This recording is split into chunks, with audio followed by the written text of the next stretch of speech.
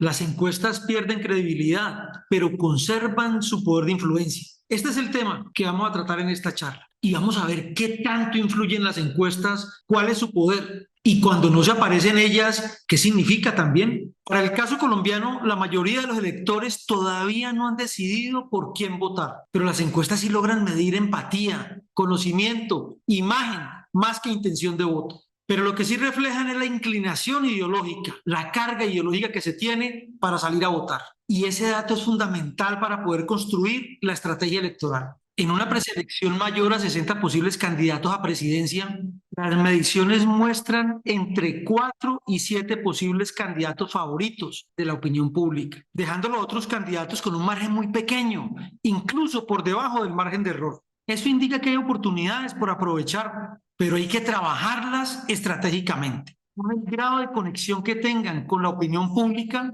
suben o bajan en imagen como en la bolsa de valores, los cuales los posiciona como favoritos o los saca de la competencia electoral. Los encuestadores y la masa grande de opinadores políticos siguen el sentir de la opinión pública, la cual empieza a formar una espiral virtuosa que altera la percepción de los grandes influenciadores políticos, que empieza a separar del lote los posibles ganadores. En esta espiral virtuosa de posicionamiento de candidatos, mire, las encuestas son necesarias porque empiezan a dar luces sobre quiénes podrían ganar. Y empiezan los especuladores, empieza la opinión pública a conectar con los posibles ganadores. Por eso se dice que los medios siguen las encuestas, que los gobernantes, que los operadores políticos, que los operadores de gobierno siguen las encuestas, que los directores de partido siguen las encuestas. Y bueno, y si tanta gente está siguiendo las encuestas, pues la plata empieza a seguir las encuestas. Y en esto los grandes opinadores políticos, los referentes de país, también empiezan a seguir las encuestas. Las estructuras políticas, para poder afianzar su condición de triunfo o para poder saber quién va a ganar, también siguen las encuestas. Y la opinión pública, mire, que fueron los primeros que se escucharon, porque las encuestas lo que hacen es escuchar la opinión pública, pues ella en esa retroalimentación empieza a escuchar las encuestas también. Y se vuelve un círculo virtuoso, se vuelve una espiral de posicionamiento que finalmente vuelve otra vez y retroalimenta la opinión pública y ella se empieza a enganchar con los que van adelante y empieza a descalificar también a los que van atrás. Y esto puede terminar convirtiéndose en una bola de nieve. Pero mire, para los candidatos que dicen, no, es que a mí no me interesan las encuestas, o yo no me fijo en ellas, o yo no las tengo en cuenta, pues le voy a contar, para esos candidatos el voto termina siendo más costoso. El esfuerzo de atraer, el esfuerzo de seducir termina siendo más grande. Este espiral virtuoso del que les hablo gira y gira en medio de la opinión pública y empieza a cercenar, empieza a posicionar y empieza a sacar los que no están en el radar de la opinión pública. Bueno, también tengo que decirles que la aceleración que se puede presentar en un proceso electoral o esa consecución de las posiciones preferentes van a depender de la polarización y el grado emocional que se genere en la contienda electoral. Porque finalmente los que estén arriba son los que van a tener la atención de los medios, son las que van a tener la atención de los directores de partido, son las que van a tener la atención de los operadores políticos y son los que van a traer la mayor cantidad de dinero. Porque la plata sigue las encuestas. Por eso hablamos del poder de las encuestas. Entonces, si las encuestas empiezan a favorecer un candidato o un grupo de candidatos, ellos van a entrar en esa espiral de posicionamiento y lo que va a significar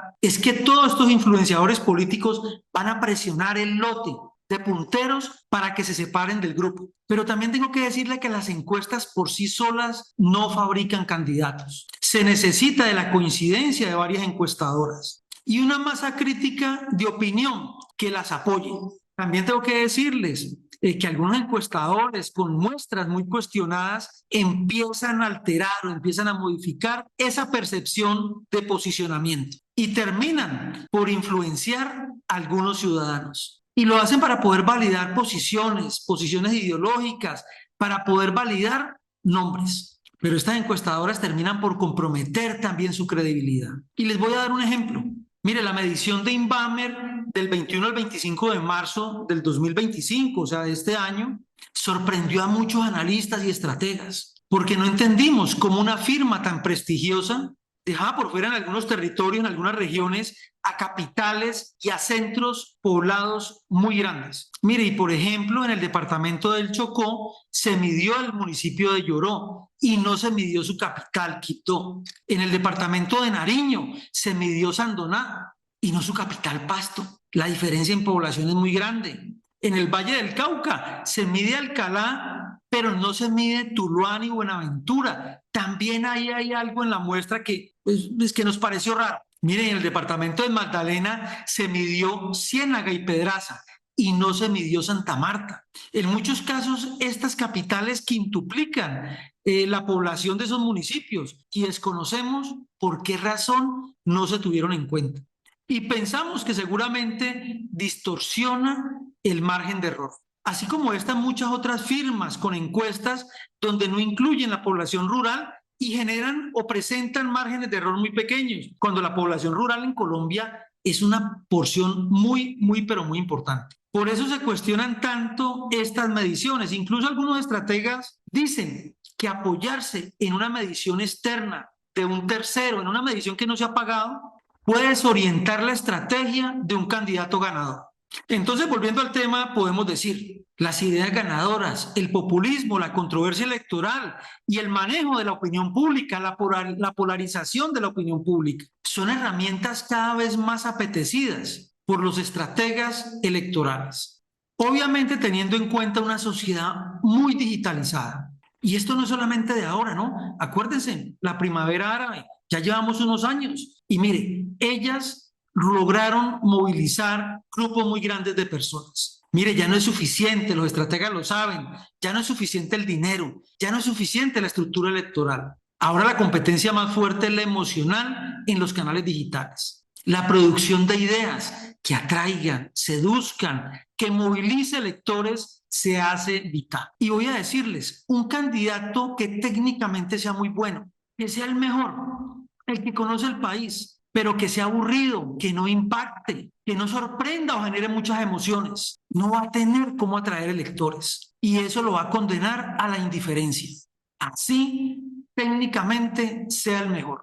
También empezamos a detectar que el debate que se da en las redes sociales en muchos casos no atiende a los principales problemas del país o a las prioridades o a las necesidades del país, sino a la figura que más atención genere. Recuerde que en quien tenga la atención del ciudadano va a ser escuchado. Y le repito lo que le he dicho en otras charlas. Mire, la atención es el santo grial de la estrategia de opinión pública. Y como ejemplo les puedo dar el del presidente Gustavo Petro, que incluso teniendo una restricción de participar en política, mire, pues genera mucha atención y cada vez que él comenta algo se vuelve una tendencia.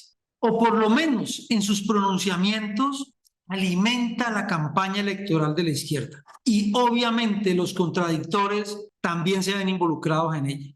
Hay un tema muy interesante que compete nomás a especialistas, pero se los quiero comentar igualmente. Y viene del comportamiento del consumidor, una de las áreas que trabaja el marketing comercial y que se ha venido hacia el marketing político. Y es la identificación, el uso de la palabra código.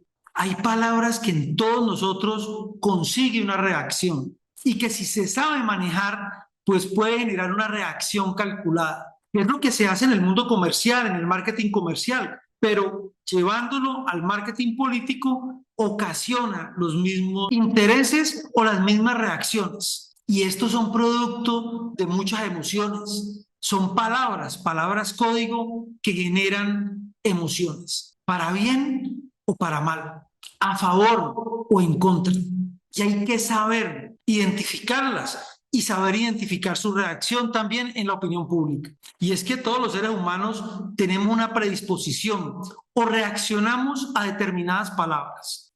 Por eso en muchos casos nos preguntamos por qué una persona reacciona tan agresivamente frente a un comentario. Bueno, y volviendo otra vez a las encuestas, les voy a decir que los candidatos con opción de triunfo siempre están revisando las encuestas para lograr ajustar su estrategia, para lograr construir una idea que mueva la opinión pública, que valorice su marca y que lo meta en esa espiral, en ese remolino virtuoso de posicionamiento. Bueno, y muchos me dicen con toda sapiencia que, claro, las encuestas en el proceso electoral, en la parte estratégica, es como una brújula. Y es que para eso nos contratan, para eso contratan los estrategas, para poder cambiar tendencias o potenciar una tendencia electoral. Hay una autora alemana, permítame leerla, Elizabeth Noelle Neumann, que trata un tema muy interesante, la espiral del silencio. ¿Y por qué lo traigo el tema? Porque es que afecta el resultado de las encuestas. Y exactamente lo que ocasiona es una distorsión en la respuesta cuando se realiza una encuesta, producto del miedo que se tiene por ser excluido de la manada. Recuerden que nosotros nos comportamos como manada, incluso eso es la moda. Bueno, y los políticos también se vuelven una moda. Y es que la presión social, cuando un grupo de personas muy grande están pensando en una dirección y yo estoy pensando en otra, esa presión social hace que yo me esconda o esconda mi decisión y que solamente se libere el día de la votación. Por eso es que algunas encuestas en ese voto vergonzante, y hay unos ejemplos frente a eso que los vamos a ver, pues las encuestas terminan diciendo vamos en esta dirección y cuando llegan las elecciones resulta que van en otra. Y es que los seres humanos, las personas, somos proclives, como animales inclusive, al castigo y al premio. Y buscando esa aceptación social temporal, inclusive muchas encuestas obtienen una respuesta, pero cuando van a la urna el resultado es otro. Este fenómeno del comportamiento humano se analiza bajo tres rasgos estadísticos. Uno, la proporción alta de opiniones contrarias a nuestra posición personal. Y el hecho de que mucha gente esté pensando diferente a como estoy pensando yo, pues puede ocasionar ese silencio. El segundo tiene que ver mucho con quienes promueven esas ideas colectivas y obviamente quienes defienden las otras posiciones. Y el tercero es la posibilidad de éxito o fracaso de lo que se está proponiendo o de lo que me están preguntando en la encuesta o de lo que yo quiero que se dé. Mire, esa espiral de silencio de la que estamos hablando, de la que engañan las encuestas cuando le preguntan, se puede romper, pero solamente se rompe cuando hay un grupo de personas que ejercen influencia. Los influenciadores políticos que salen en masa y opinan diferente. Y estamos hablando de periodistas, catedráticos, intelectuales, referentes políticos que empiezan a opinar en la otra dirección, en la que yo o con la que yo estoy de acuerdo, y empieza a construir otro tipo de espiral. Bueno, y como ejemplo les puedo dar la elección de Donald Trump. Digamos que semanas anteriores había una tendencia muy fuerte a que fuera Kamala Harris o se vaticinara que Kamala Harris iba a ser la presidente. Pero la sorpresa fue otra. Finalmente se dio en otra dirección. Y estoy hablando de lo que se hablaba en los estados bisagra, que era donde existía la duda. ¿De a quién se estaba apoyando? Mire, el otro fue el plebiscito por la paz de Santos. ¿Se acuerdan? Ellos estaban esperando que abrumadoramente, que masivamente se diera a favor de lo que se estaba proponiendo en el tema de la paz. Y el resultado fue otro. Las elecciones anteriores en Ecuador entre Luisa González del correísmo de Correa y el presidente Noboa. Pues las encuestas en primera vuelta, acuérdense, daban como ganador absoluto al señor Noboa, pero no fue así, fue un empate técnico. Y lo mismo pasó en segunda vuelta, ¿no? Pensaban que el margen iba a ser menor, que iba a ser igual que en segunda vuelta, muy estrecho, y la verdad la diferencia fue muy grande. En el caso de la reforma yo diría que pocas personas están en desacuerdo, pero mira, aquí viene una reflexión, aquí viene un análisis que quisiera compartirlo. Si esa votación de esa consulta se plantea como un apoyo a Petro o como una oposición al gobierno de Gustavo Petro, seguramente el resultado puede ser diferente. Y estoy pensando todavía en el grado de desfavorabilidad que tiene Gustavo Petro en su imagen. Entonces podemos decir que dependiendo del enfoque que más se posicione en la opinión pública, así mismo va a ser el resultado. Si el gobierno lo plantea como una conquista laboral y contra los trabajadores, los que voten en contra, pues seguramente el resultado va a ser diferente.